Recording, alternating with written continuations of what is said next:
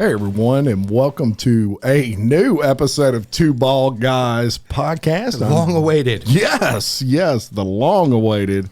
Actually, James, we've had a lot of people kind of reach out and over the messages on Facebook and things of that nature and say, when you doing another Two Bald Guys? I didn't realize we were that popular. Nor did I, at least outside of my own mind. Right. I'm always popular in my own mind. I'm my number one fan. But it is a new episode. I'm Jim Chapman, and across from me is James Adam McCants. And we are Two Bald Guys. So we've been planning on getting together a while, but of course the holidays hit, and before the holidays, especially James has been on fire doing what he does over there at Sporting Center, right? Indeed. We've been very blessed, very busy. Yes. And I as well have been very busy podcasting the top business owners all over Livingston Parish and surrounding areas with local leaders of podcasts. So we have made a commitment that in 2022, we're going to be more consistent. Absolutely. With all this great airtime that we give people on Facebook. And who knows, maybe in some given point in time, we even have a Two Bald Guys water. That's like right. This lovely packaged local leaders water. That's correct. And I do know a guy that, can make that for us. Yes, indeed. Yeah. So, what kind of sparked today's episode? Typically, when we're on the air and we're talking Two Bald Guys stuff, we kind of go into a vast array of subjects. Mm-hmm. But there was something that came across, and I actually texted you last night. Come to find out, for those that may be unaware, Ochsner has been in kind of a legal battle with some employees over the fact of, do they have the right to fire them if they do not get the vaccination, the COVID-19 vaccination? This initially, Ochsner came out and basically sent out an email and said, look, everybody needs to be vaccinated 100%. And if you're not, that's grounds for termination. And some Ochsner employees got together. I think there was like 34 of them. And they fought back and they said, we don't want to get the vaccination, and you're violating our rights by trying to force us to do it. And they filed suit. The original suit was approved in favor of the of Ochsner. Of Ochsner. Oh, really? Yeah. Okay. Yep. So they brought a lawsuit. The court said, Ochsner had this right, and then they appealed that in an appellate court. Mm-hmm. Appellate court said, no, Ochsner doesn't have this right. So then Ochsner appealed that to the Supreme Court. Well, the Supreme Court ruled yesterday unanimously that Ochsner had the right to require their employees to be vaccinated or they could fire them. The Louisiana Supreme Court ruled Ochsner Healthcare can fire employees for failing to comply with its COVID-19 vaccine mandate. That's according to court records. Today's ruling says since the health system is a private company and not a, quote, state actor, unquote, it can enforce the mandate. Last month, Ochsner said it let go 280 employees for refusing to comply, which makes up about 1% of its 30,000 employees across Louisiana. Initial response to that. Give me your initial thought on that. Jim, I think I have a leg on each side of this fence, if we're going to be honest. The thing about it is, first and foremost, I believe that if it is a private company, honestly, I believe that they have the right to retain and dismiss any employee that they have. Plain and simple. Plain and simple. Mm-hmm. The other leg on the other side of the fence tells me that we're messing with people's livelihoods, and when we're dealing with as volatile as an economy, just so many different things right now are really the shoe waiting to fall off, the other shoe waiting to fall off. Messing with somebody's livelihood over something that is so controversial. And first of all, let me back up here just a second. Are you familiar with the definition of the word vaccine? Yes. Okay, what is it? To put it in layman's terms for me, I would say a vaccine is something that you take it and it eradicates whatever you're taking it for. For example, the polio vaccine. When you take the polio vaccine, it eradicated polio. I personally do not think this is a vaccine. It is not a vaccine. No, it's not a vaccine. Right. That's the whole thing about it. The definition of a vaccine is it prevents the infection. It prevents the disease, period. Doesn't lessen symptoms, doesn't, the list goes on, and even Dr. Fauci himself says that the COVID jab does not prevent the disease. That is not a vaccine. So now what we're talking about here is a flu shot, basically. No, is forced treatment. We're not talking about a forced vaccine. We're talking about forced treatment. Different people respond to different treatments of any type whatsoever. Granted, yes, you've got majority that vitamin C is good for them. You got the majority that are insufficient in vitamin D, so on and so forth. We're all made different. We're talking about fighting and people losing their jobs, people becoming enemies over a treatment, a preventative, if you could even call that. It's more like pre-active treatment. Yes. So that's the other side of the fence for me. Like, this isn't even something that, this is a guaranteed drug that you will not get COVID and you will not spread COVID. It doesn't even do that. So what are we fighting for? Right. Okay. And I get that. And that's, I totally see that point. And that I also balance on that side. Now, if somebody asked me, is this a win for business? I would say yes, 100% win for business. Now, before everybody jumps on me and says anti-vaxxer or whatever, non-anti-vaxxer. Look, I'm not on that side of the fence or anything. Don't get me wrong. If somebody asked me, do I think the Supreme Court made the right decision? I would say yes. And I know the people. Now, that does not mean that I want to see anybody get fired or that I agree that anybody should mandate anything like that for their employees. Actually, I don't. I don't agree that Ochsner should do that. But I do agree that Ochsner has the right to do that. And I'll elaborate on that just for a second. When I was reading this, I actually read the Supreme Court documents on their decision and kind of why they chose to do that. And it was interesting that they said it's, Louisiana, as we all know, is a right to work state. Absolutely. Okay. That's a big part of this. Don't misconstrue it, folks. It's a right to work state. And what that means is you can be fired for any reason or no reason at all.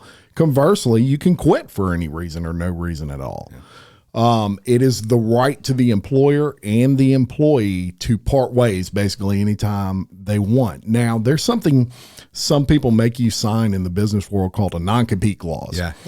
Doesn't exist in Louisiana. It's an expensive piece of toilet paper. It really is. In Louisiana, it contains no bearing because we are a right to work state. Absolutely. An at-will state. It's really more of a scare tactic. Yeah. I still know a lot of companies that do it. I do too. I know companies locally that do it. Yeah. And it's really just something to try to dissuade someone from going somewhere else. Sure. If you're in a right to work state, that contains no water. I know too many people that litigated that after the fact, and there's no water there. So all of that being said, here's how I feel about it. And it was basically the same way the Supreme Court stated it. It's no different than me hiring you and saying, okay, to work at my employment, we have a uniform and you have to wear this uniform. And if you don't, we can terminate you. Right. And that happens all the time, and that's totally legal, and people do it. Now, granted, sticking something in your body in a uniform are completely different. One might think. Hugely. They're worlds apart. I'm not trying to make the comparison apples to apples, but the Supreme Court did. And the reason they did was they don't see that differentiation. They see it as the employer of a private business. And this is important. This is not just Ochsner. When the Supreme Court made this decision, it formed a precedent. So Supreme Court, that's what they do. They refer to precedents. If there's a precedent in place of something, they typically don't overrule that. So the Supreme Court formed a precedent where any private company has the right to force an employee to get the shot or not work there. Force is a bad word because the only way you can force somebody is if you tie them down and stick it in them. Right. But basically they're saying they have the right to require they're giving that an ultimate as a policy. Yeah. Maybe would be a better term. My issue with all of that, and I do have an issue with it, is you can't fire someone for being a person of color. You can't fire someone for being a girl or a guy Or Christian. or Muslim. Christian or Muslim. Sure. Religious reasons. And the reason you can't, even if you're a right to work state, is they refer to federal law then. And federal law says you cannot discriminate. Is this a form of discrimination? Ooh, because this That's kind of the question. This kind of folds back over on the comment that, or the point that both of us made earlier about it not even being a vaccine. It does not prevent anything. We're talking about a decision of treatment or pre-treatment of a condition. You're not talking about something that actually eradicates the disease itself. Right. So this really, yeah. It really kind of sounds more like personal choice than it does health matters. Really. I mean, a lot of people I know, vaccinated or not vaccinated, it really boiled down to a personal decision that they made and not necessarily to ensure the spread of COVID. Yeah. It's tricky because is. I think personally, in my heart of hearts, that you're discriminating against someone based off of whatever their belief is. Yeah. Right. Because that's very much a belief. It is not a fact. In fact, it's, if anything, it's a fact that it doesn't stop you from getting COVID. It doesn't stop the spread of COVID. So it's, do I believe in getting the pre-treatment so possibly the symptoms aren't as dramatic as if I get it? Right. That's where I think the Supreme Court got it wrong. I think you are discriminating against someone for their belief, whatever that may be. Now, we'll reverse back to the beginning. And the whole beginning of this lawsuit, when Ochsner came down and said you have to have a shot, one of the things that they specified in there was if you can give us a valid religious reason or health reason, you don't have to get it. I guess these people are basically like, well, I'm not going to say I have a religious reason if I don't. I just don't want to get it. And so they were honest. Sure. And could they have said I have a religious reason and not been forced to take it? According to what Ochsner had in the documents, they could have done that. They chose to maybe be honest and just say this ain't right. Sure. And but if you can get out of it for a religious reason, why can't you get out of it for a personal choice reason? That's the predicament. You know what I mean? That's where I think the Supreme Court dropped the ball. And that's what, had I been the attorney, that's what I would have argued. I would have said this is discrimination. And you can't discriminate for someone being a person of color. You can't discriminate for religious reasons. Right. So how can you discriminate for this? And like you said, valid point, it doesn't eradicate the disease. It lessens the symptoms. You know, this is really, and that's a person's personal choice to me. Absolutely, absolutely. It really likens itself to the black and white battle that became Roe versus Wade, where it wasn't even necessarily about the abortion anymore or the life or death of a child anymore. It was about a person's personal rights and their freedoms to do which they please with their own body. I really don't see a whole in the fundamental mentality of that. I don't see a whole heck of a lot of difference in the vaccine, the jab, whether or not you choose to take it or not. It'd be one thing if it was an either or. You know, it didn't stop you from contracting COVID-19, but it stopped you from spreading it. Or the opposite, it stopped you from spreading it. You know, you see what I'm saying? But there's really not even there's no validity to it whatsoever. Right. In fact, I think in a lot of ways it's almost more dangerous that someone's vaccinated because their symptoms are lessened. They're going around in public because they're not sick. They don't have the hack. They don't have the tiredness and so on and so forth, but they're still contagious. Right. They're still going around spreading it everywhere. Sure. So in that aspect, I think it's even more dangerous than not being vaccinated. At least you know you're sick. Yeah. Some people might not even know that they've got it to be spreading it. Well, that's a valid point. Some things have come out and said, and you can certainly argue the validity of the stats, but some people have come out and said that getting vaccinated lessens your likelihood of even contracting it by I think it was the stat I saw was like by 4 to 8 times, whether due to unvaccinated, which I did not realize. I didn't realize it actually helped you not contract it. That would make a little more sense. Except that there's just whether it's valid is the question. There's one major hole in that in that entire thought process is, why are we having a surge then? We're not talking about 2% of the population have been vaccinated. Mm-hmm. We're talking about, what are we at, like 60 now? 70%? Well, and I will give you an interesting thing that blew my mind personally. You're right. The most recent variant, okay, which I'm pretty sure I caught. I mean, I had every symptom. No, I did not go get tested specifically for that. But I tried to get some of them home tests. You just can't get them. Mm-hmm. They're nowhere.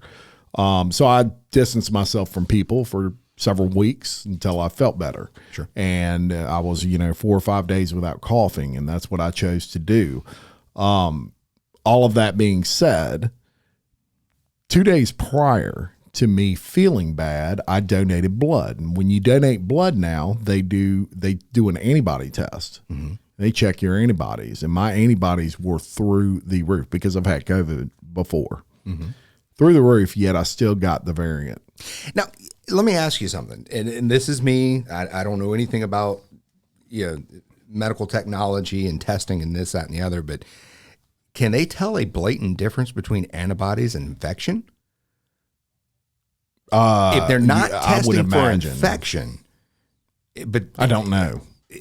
I can't. That just makes me wonder. I don't know. It'd be almost like the white blood cell accelerated in cancer patients. But if you see what I'm saying, like, did I already have it but wasn't feeling bad, and right. That's what they were reading. I think it's different. I don't know. I think there's a different.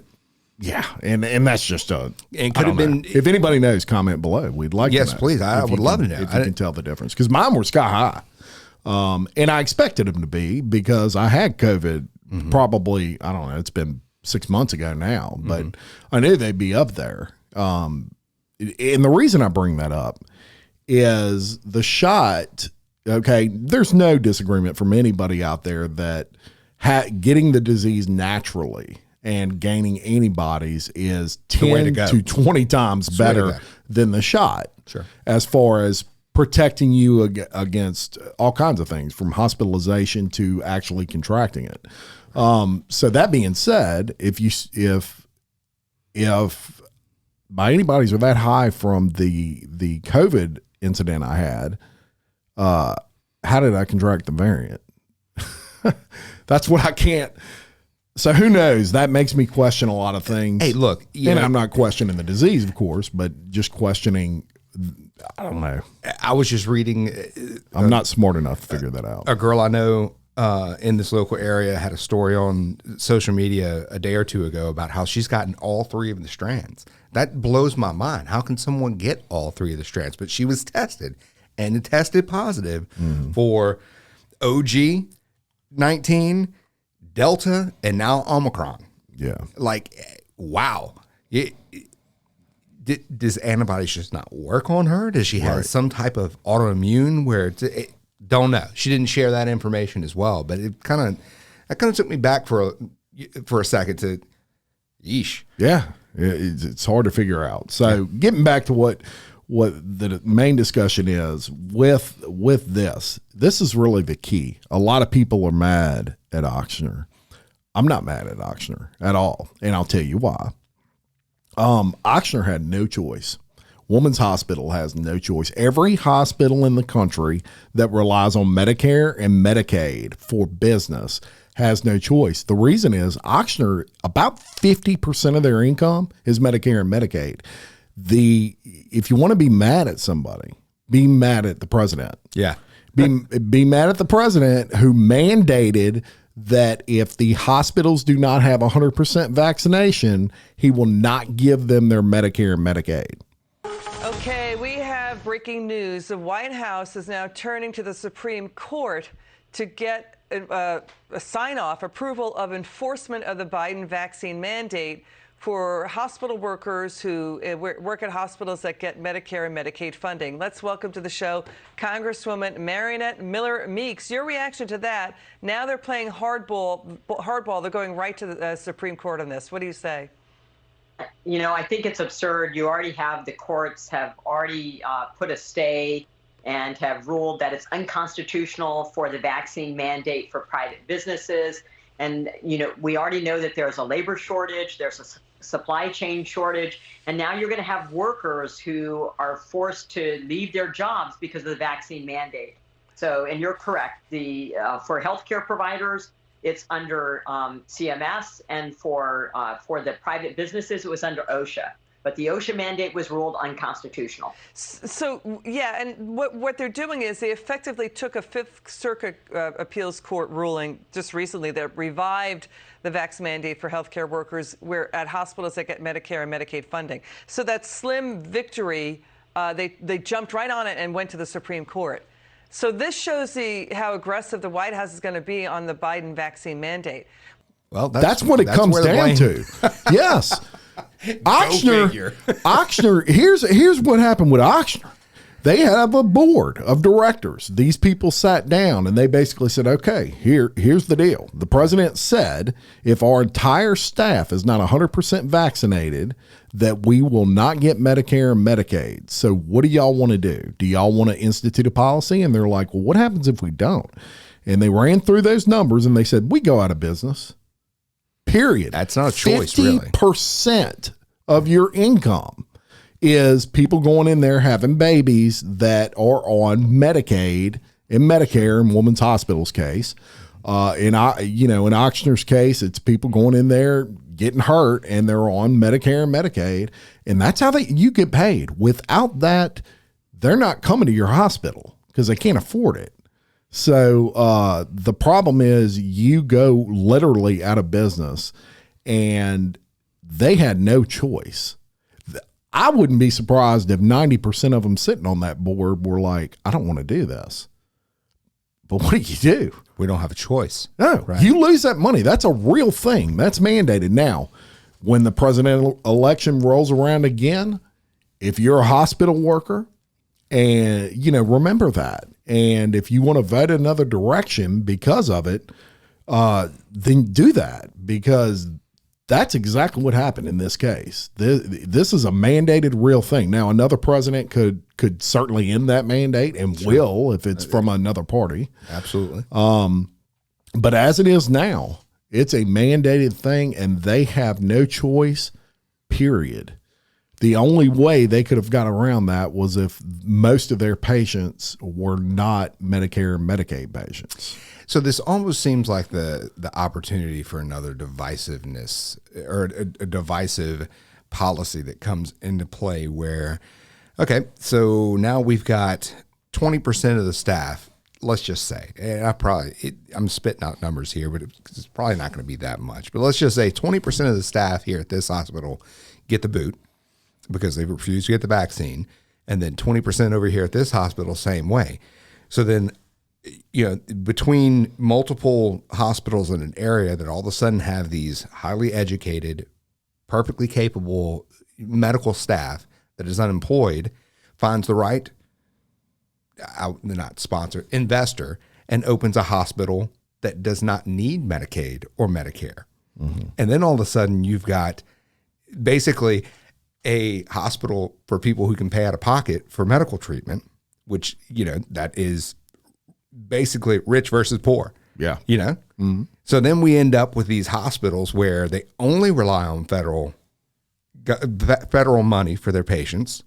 and a hospital that is nothing but the best, nothing but what people can pay for right out of pocket, either out of pocket or through their insurance that they're paying out the nose for. Right. So you got a rich people hospital, and then you got a not rich people hospital, and that would never fly. Well, you have charity hospitals, right? You have like the old Earl K. Long. No, it's not going to be plastered on the side of the building, poor people hospital. But let's be honest, Earl K. Long, that's what happened with that hospital. Is only people being treated there were the people that the federal government was paying for. Right. That's it. So then you've got this hospital that the only people who are being treated here have the money to be able to support their own medical treatments, may it be out of pocket or through insurance. It's divisiveness. I mean, in the grand scheme of things, if it were to keep snowballing down this road, that's what we're looking at. Yes, 100%. And, you know, it's like you said at the beginning, and you know, you said the conundrum here is a bunch of people are going to lose their jobs over something they believe in, and we all hate to see that. My response to that is they're losing their job anyway, because if they don't, they lose the federal funds, the hospital goes out of business. Sure. So either way, they're screwed. I believe personally, I believe that I want people to do whatever they're comfortable with. I don't within begrudge people that get a shot. I could really care less. If you want to get a shot and that makes you comfortable and all of that, please do it. I don't begrudge people that don't get a shot. I get it. I understand that too. So I say, you know, I'm kind of on the Beatles side of that and say, live and let live. I mean, or let it be. Yeah, let it be. That's right. I mean, I just don't. It doesn't matter to or me. Or Eleanor Rigby. Way. No, wait. I'm sorry. We're just going off on a trail here. Yeah. Yeah. I mean, dude, I'm with you. Look, I've got friends, just like I said earlier, I've got friends who are, I got friends who aren't. Mm-hmm. It doesn't really matter to me. And truth be told, whoever is against my opinion or against my belief, I might poke at them a little bit, but at the end of the day, I love them. And that's your decision, dude. That's right. You do you. That's right. You do you. You want to poke a little fun at me for what my decision is? I'm fine with that. Just as long as, you know, at the end of the day, we all realize we all have to, you know, we're all hanging on to this earth spinning around as it is. We all have our own stuff to deal with. And it doesn't matter to me, honestly, what you decide as far as your personal beliefs and things like that go. Right. Right. And I'm of the same way. Now, at the end of the day, this ruling was because the Supreme Court is such a dominant body. In other words, their decisions are final. There is nowhere to take it from that level. Right. There's nowhere once this was put in, it's in. You cannot speak to their manager, Karen. No, there is no manager above them. They are the Supreme Court for a reason. That's it. And so this is a done deal from that perspective. All of that being said, I think that the Supreme Court in their mind had the thought of this, and look, I'm a business guy, and I have a thing for small business, and granted, Ochsner's not a small business, but there is one out there somewhere. Sure. And maybe that guy that owns that small business, maybe he's one of these guys that believes in that shot. Maybe he has health problems, and he has, you know, his mom is 90 and living at home with him, and he's got 2 employees. And those 2 employees don't want to get the shot. And he's like, well, you got to get the shot because I don't want to bring this home to my mom who's 90 years old and very frail. And I'm just not comfortable with, you know, having you here any longer if you don't. Had they made the decision that Ochsner was not in their rights to fire those employees, it also would have been something that applied to businesses, even in his situation. So that guy legally, you know, could not get rid of those employees, and the Supreme Court would have decided that. So maybe in some way this, you know, keeps the government from having control over your business, even in a small size. Because when people see this, they see Ochsner, and you don't want to see all those employees gone. Right. You really don't. And it's not all of them. Look, I know a lot of people that work at Women's Hospital. The majority of the people at Women's Hospital are vaccinated. The majority of the nurses, the majority of the everybody there is vaccinated. Yeah. Sure. I mean, the vast majority. Okay, so it's not all of them. There's, you still would be staffed. And believe it or not, there's a waiting list a mile long in a lot of these places from traveling nurses that are vaccinated that want those jobs. Sure. So your hospitals aren't going to suffer if 100 people walked off. They're just not. They've got people waiting in the wings. They've got backup already. They're waiting on that. But wait, isn't the governor, doesn't he come on periodically and talk about overwhelming the hospital and their employees and their system? Yes, he does. So who's right? Well, JBE. He can exaggerate sometimes, but nah, you think? but yeah, it's a situation where it sucks all around. I think there is no really right or wrong in this. I looked at it all night. I've thought about it all day, and it's kind of one of them things you almost say they're both right and they're both wrong. Both of them have legs to stand on. Both of them have arguments in their favor. Correct. There's no doubt. Correct. And the only thing I will say is in Ochsner's case, as much as I would love to say they're jerks and everybody boycott Ochsner, Ochsner didn't have a choice. Ochsner go bye-bye if they don't follow this mandate. So why is it that you're only hearing about this happening at Ochsner and not North Oaks and not North Oaks Lady of the Lake? I think it would depend on the percentage of Medicare that they rely on and Medicaid. I mean, I think you will see some hospitals come out and start really pushing. Look, Woman's Hospital, you haven't heard it, but they're doing it. Why it hasn't made news, I don't know, but my wife works there and they emailing people daily saying you got to get the shot. When 2 months ago, they were telling people if you don't have the shot, you're probably gone.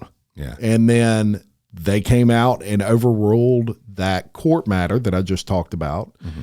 And they said, okay, they're questioning this. So y'all are good for now, but this could change. Well, guess what? Monday morning, there's going to be another email go out. Sure. And it's going to say you have until February, whatever, to get that vax, or you have to use your vacation and sick time until you get it. And once you run out of that, sayonara. Yes. Yeah. That's a real deal. And that's another hospital. You just haven't heard it, but I know that for a fact. And I'm sure that the general will come out and do it. I'm sure that North Oaks will come out and do it. Once they realize that they're serious about taking that money, if they're any more than 10% reliant on it, they're probably going to come out and say, we can't afford to take that loss. Sure. So this was really, when the Supreme Court of Louisiana said this, it is the law of the land now. Yeah. I think everybody was kind of waiting to see how this panned out. So really about the only thing that's going to change it's major in the scenario is the mandate from the president himself. Correct. Okay. And the bad thing is isn't that that's extortion? Not going to change. Or isn't would that be extortion or federal funds? I would have to fact check myself or somebody fact check me. But if I'm not mistaken, this was approved by Congress before it was put on his desk to sign. Of course, Congress is controlled by Democrats right now, which a lot of I know some Democrats I really like, so don't get me wrong. Sure. But a lot of Democrats signed this, and so much so that it was the majority put it on his desk, and he signed it into law. So really, it goes back to them even. And those representatives. So how did your representative vote wherever you are in the country listening to this? You may want to check that if you're in the medical field. All of our North Dakota listeners, make sure you check and see. That's right. Yes. If you're not too cold, North Dakota's probably freezing today. If I had to guess. Yeah. It gets pretty chilly up there for me. It does. So this was big news. We wanted to bring you this as kind of a first episode because James, I mean, this is a lot more major than I think people realize. Monday, the proverbial poo-poo is going to hit the fan, right? Yeah.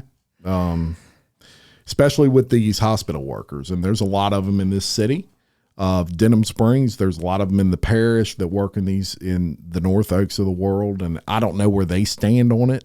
I know there's some hospitals don't take a whole lot of Medicare and Medicaid. And in those cases, they're probably going to stay rolling with what they got. Yeah. Because the government can't tell you you have to have these people vaccinated. They can just hold a carrot in front of you. Yes. They can just say, we're not going to pay for any more freebies. Yeah, we're not going to give you any more money from our end. You can do what you want, but we're not going to give you any money. Right. And they're in their rights to do that. Now, at the end of the day, it's all our money, right? Yeah. That's where they get the money. Yeah. But we're going to hold our money that we're we're going to hold your money that we're holding for you. That's right. If you don't do what you say what we say that you need to do. I mean, that's how Louisiana became. It was 1995, I believe, when Louisiana finally moved up from the legal drinking age from 18 to 21, and it came from federal bullying. It had nothing to do with the fact that anybody here in the state wanted the drinking age to be 21. It was the fact that federal government stepped in and said, okay, here's the deal. Y'all are the last ones. You need to move the drinking age to 21. No, we don't want to do it. Okay, you're not going to get any more federal road money then, period. Yeah. No more. And your roads already suck as it is. Yeah. So how would you like it to not have any money? How bad do you think they're going to suck then? And then just like that, 21. 21. Yeah. Say no more. Yeah. I was just kidding. Let's make it 22. That's right. I mean, that's how that happened. That's how that happened. And so it really had, like I say, Ochsner could have totally disagreed with this policy that they were forced to implement in order to survive as a business. And then they'd just be a closed building there off of O'Neill Lane and everywhere else. Yeah. I mean, Ochsner and Woman's combined. So they kept the Woman's Hospital name, but they're owned by Ochsner now. I was unaware of that. Mm-hmm. Interesting. I hope I didn't just tell an insider trading secret. Very well, because I mean, look, I think it's been out there. But as much as I pay attention, I'll confirm before I release this. As much as I pay attention to the business of the medical world, I didn't know that. Oh, how did that slip by me? Yeah, I mean it's interesting. When did that transpire? They're large. Was it before they moved campuses? Whenever they built the new campus? No, this just happened within the last 6 months. Interesting. Mm-hmm. Yep. Ochsner got some cheese. And, they're all over New Orleans. That's their headquarters, really. They got big hospitals here. But, the big four. I mean, Baton Rouge General, I know, relies on a lot of Medicare and Medicaid. Well, sure. So that's a huge hospital. Yeah. You think they're going to say, we're not going to comply with that mandate? No way. No chance, no how. Our Lady of the Lake, no way, no chance, no how. Yeah. They're complying. And that's where the government has control. If you have a clinic and you're an urgent care facility and you don't take Medicare and Medicaid, you only take insurance or cash, you could, this won't affect you. If you're a small clinic like that. And there are some out there, they don't take Medicare and Medicaid. They only take insurance or cash. Yeah. And those people, they don't have to comply with this. They're not making you do it. Right. They're just saying you get no money if you get don't. No federal cheese if you don't. Right. Right. So that's how they get out of that. Now they know, and we as people, as Homo sapiens or whatever, Homo sapiens, right? That is correct. Yes. Us as Homo sapiens, we have the brains to realize that they know that once they dangle that carrot and say, you get this money no more, that we will comply. We will comply. Yeah. And we'll be good little citizens and do whatever the government says in their mind. So that's why it's so important people vote. Your representatives, your federal representatives, pay attention to how they voted on something like this, because that's basically the way this beautiful government is formed in the United States, and how we do things is your representative is supposed to be your voice. So make sure you vote for people that would speak for you. That's all I can say. If you're someone that agrees with this and your person voted for this, it's kind of baked right for there. Them again. It's kind of baked right in there in the name, representative. Yeah, but it's not the way it always works. No. Sometimes when they get up there in Washington, they kind of do whatever they want, and all of a sudden, none of their promises come through, and so. But that's really the cause of all of this. It's all a federal thing. Auctioner would have never mandated this had they not had their federal funds possibly get taken from them. Yanked. Yeah. Yeah. So to sum up, I think the Supreme Court made really the only decision they could in that case, because once you give somebody control of that, you give them control of other things. Sure. All of a sudden they can Slippery impede slope. on other parts of your private business, and private businesses, which I love and promote on here daily. We want to make as many decisions as we can as private business owners. Absolutely. Without having meddling. And this did stop the meddling. It stopped the government from being able to come in and say, whether or not you think the shot is right or wrong, we're not going to give you the right to do this. That's the way I look at it. Because there are business owners, some places that maybe they're not comfortable with their employees not getting the shot. Maybe they're a little 1 or 2 employee place. And you want the government to be able to have the control to come in and say, you can't do that. Well, it's my business. Well, I don't care. Yeah. It's a tricky one, man. Yeah. That's why I wanted to do this podcast, because I know all of y'all listening are going to put some comments down there and basically give your opinions. And this is a tricky one because there's 2 sides to this one. Yeah. It's not cut and dry. It really is. But sometimes things are cut and dry. Sure. If someone's a person of color, it's obviously wrong not to hire them based off of the color of their skin. Absolutely. That is cut and dry. This is not. This is kind of like, ugh. I can see both sides of this one. Yeah. It dangerously flirts with discrimination. And depending on what perspective you take in looking at it, it is discrimination. That would have been my argument. That would have been my argument because that's a federal law that you cannot discriminate. And there's, to me, this might be a little bit of discrimination. So almost provable if you look at it. You can almost prove they're discriminating. Somebody's wheels are turning on this right now. That's Somewhere the out scary there. thing. It's a Supreme Court decision. There's nowhere to bring it. It's just law right now. Yeah, but if you can prove that a law is discriminatory, but what court are you going to bring it to prove it, to get them to override it? Look, somewhere along the line since the Supreme Court was developed and enacted, there have been laws that were discriminatory and were thrown out. Yes. And have been deleted, so to speak. Yes. This very well could be the one of our... Slavery was abolished. This very well could be the discriminatory case of our lifetime. Maybe so. Who knows? If you're an attorney and you're listening to this show, comment below. Is there any way that you can supersede the Supreme Court of Louisiana on this? Like I said, there's wheels turning on this. I guarantee you there's wheels turning on this because there's far too many people with far too much money and far too many people who want to take said people's money and will fight it.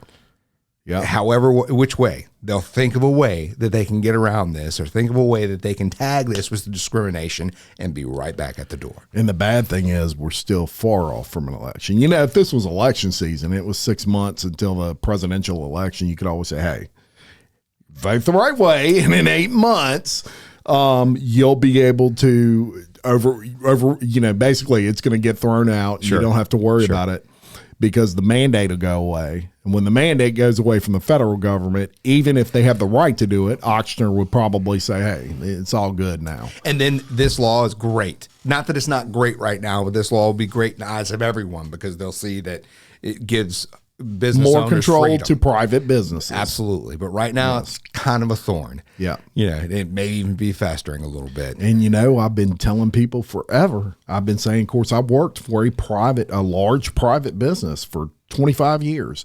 And I told people private businesses have the right to do what they want in this state, pretty much. Yeah. If it doesn't violate federal, law like discrimination, they have a right to do what they want. We're in a right to work state, and I love right to work states. Yeah. I think that I don't believe in contracts, and with these people that try to sign employees to contracts, and you got to stay here 2 years and you sign this there are some states where they're obligated to do that. Absolutely. Or they can't make a living anywhere else. Absolutely. If you're in a right to work state, you're not, but it goes both ways.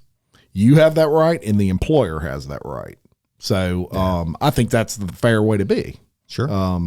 And that, there's some companies, they will not do business in non-right to work states. Because they don't want that. They don't want that. Yeah. I mean, I know the one I used to work for, they won't go in a state. I don't care how much paint they could sell. Yeah. They won't go in a state that's not a right to work state. It's not worth the hassle. It's not worth the trouble. Nope. It's not. And they look at it as we're a private company and we don't want someone else to have that much control over us. Yeah. And I get it. I wouldn't either. And so you're right. You bring up a good point. This at that time will be a very good thing because it will be an example of the Supreme Court kind of speaking out for private business, if nothing else, and saying, hey, if they feel like this is what they need to do to get their federal funding, who are we to tell them, no, you cannot do that? Because had the Supreme Court come out and said, no, you can't fire people, then you know what would have happened? They would have shut down. I mean, I know that sounds crazy with a hospital the size of Oxford, but folks, 50% of what they rely on is federal funds. Any business, it doesn't matter how large or small you are. If you cut out 50% of your income or 50% of that's all the profit. More than that. More than that, even, yeah. Way more than that. That's profit and, payroll and probably operating expenses. You know, cuts into everything. Let's just be honest, Yeah, you can't survive. Bottom line. And now these are hospitals that are a little bit different. One thing I was wondering when this came down was I was like, well, would the federal government really let hospitals shut down where you're putting people's health in danger over this? Yeah, that's the scary thing. I kind of had that too. They probably would. Absolutely. That administration, they probably would. I wouldn't put it past them. And so, it is what it is. I'm sorry, but I just can't help but feel that the administration that we have now is perfectly fine watching it burn.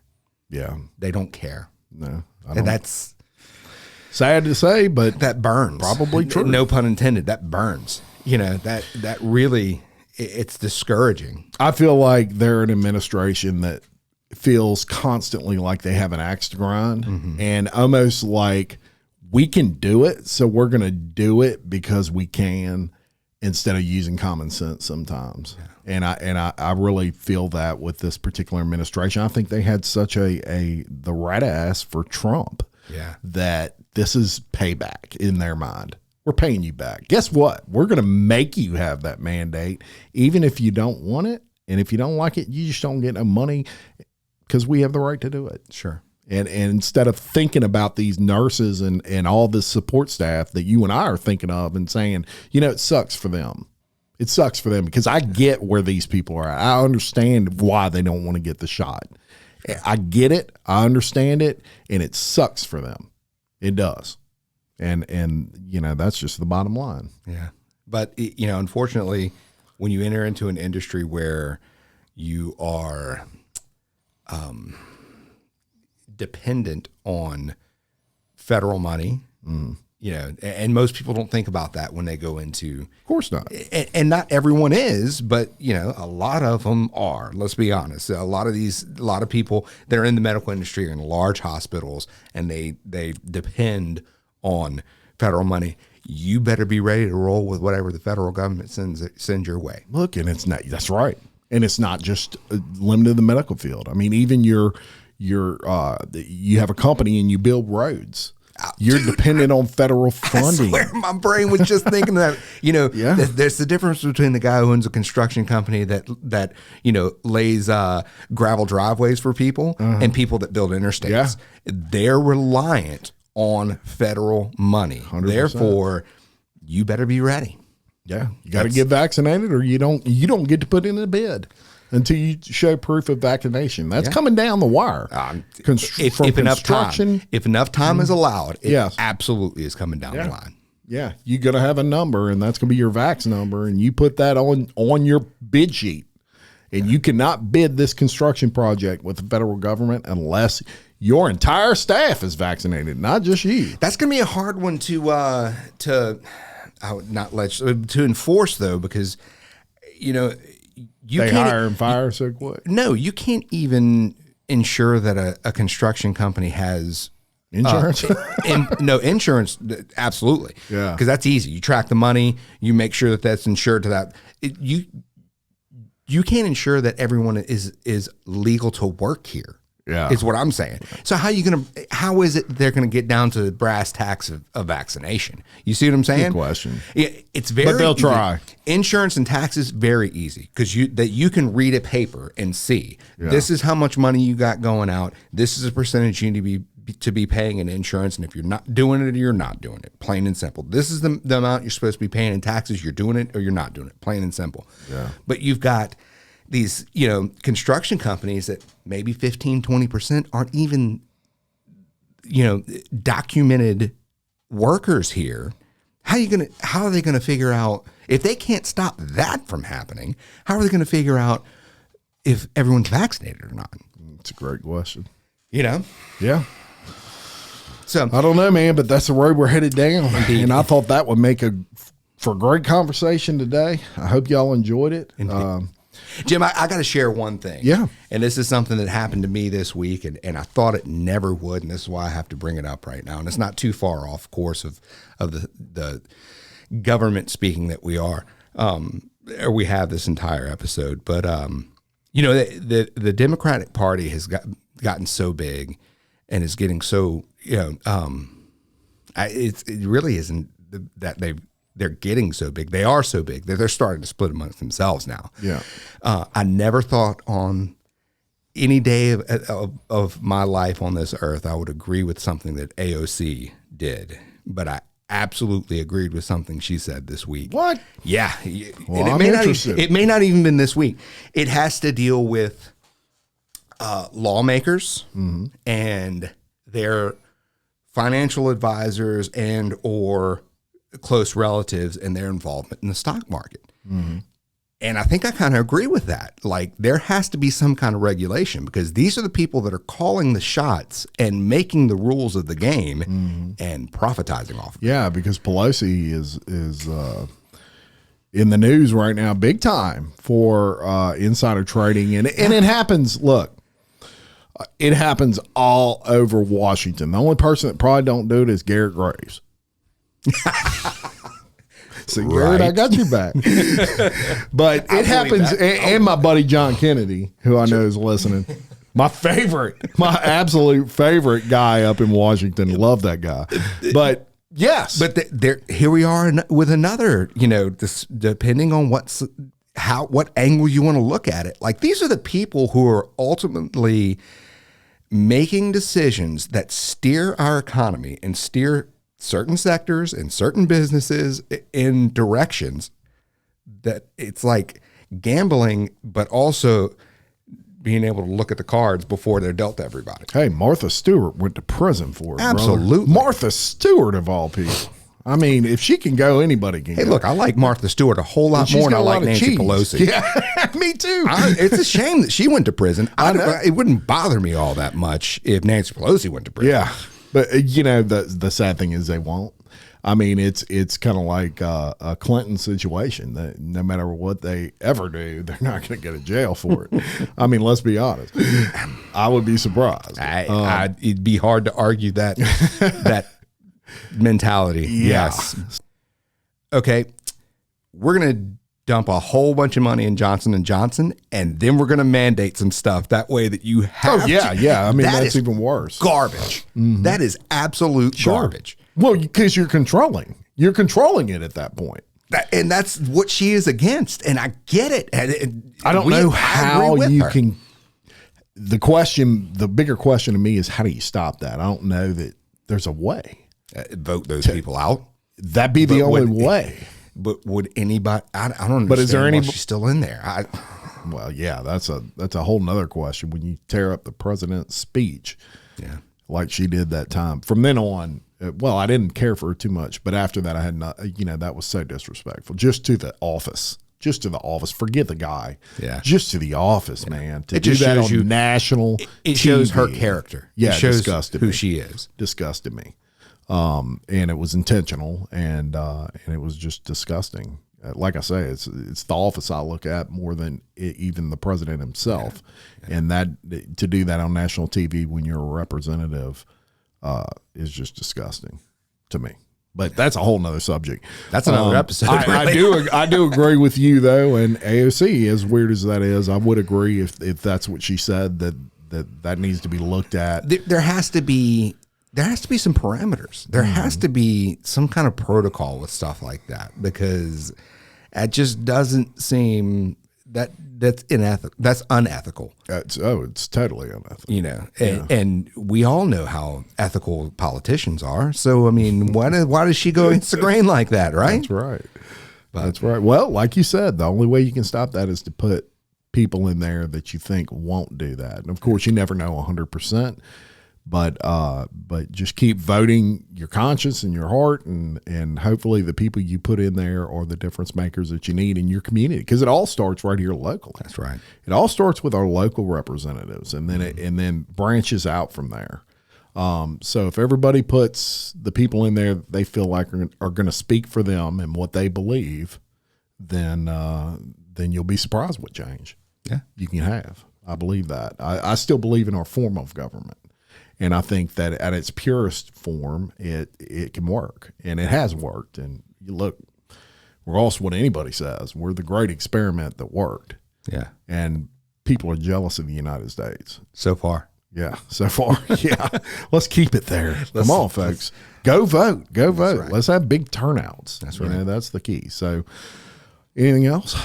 I think that's all I've got to add for this week. All right. I hope y'all enjoyed it, and we'll be back soon with another edition of Two Bald Guys, and we're going to be more consistent about it. So until next time, I'm Jim Chapman, James Adam McCanns, and we are Two Bald Guys from the Deep South. Y'all have a great evening.